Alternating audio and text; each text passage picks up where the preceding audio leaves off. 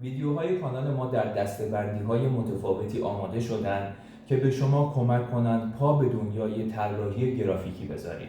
دوستداران هنر و خلاقیت میتونن وارد کانال ویدیویی واگیر شن و اونجا با سابسکرایب کردن ما مخاطب کانال شن و به صورت روزانه ویدیوهای جدید رو دریافت کنند.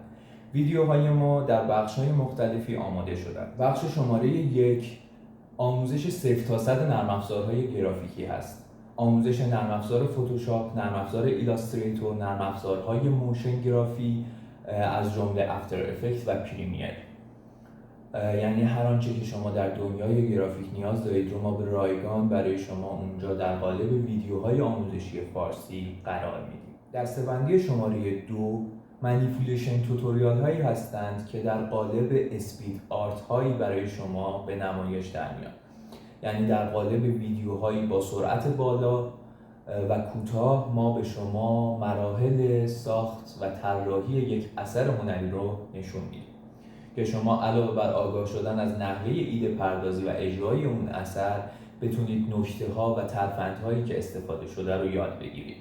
ویدیوهای دسته‌بندی 3 ما شامل تیپس اند تریکس هایی میشن که ترفندها و تکنیک های نرم افزارهای گرافیکی هست. این ویدیوها معمولا کوتاه هستند، نهایتاً 5 الی 7 دقیقه که لابلای حالا اون ویدیوهای بلند آموزشی ویدیوهایی هم با تایم کوتاه برای زمانهایی که خیلی نمیخوایم تایم بذاریم و در بازه کوتاهی میخوایم یک آموزش رو یاد بگیریم میتونیم از این دسته‌بندی و این پلیلیست استفاده کنیم. پلیلیست شماره 4 ما پادکست های صوتی هستند.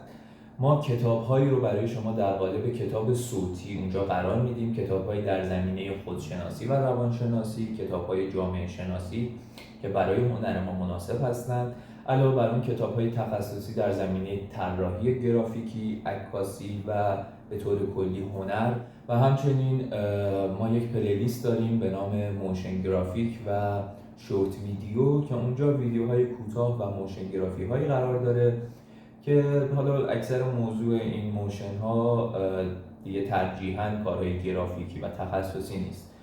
موشن ها و فیلم های کوتاهی رو ما به عنوان سرگرمی هم اونجا قرار دادیم که لابلای این ویدیوها به هر حال یک تایم استراحت و بریک تایمی هم شما به این ویدیوها اختصاص بدید.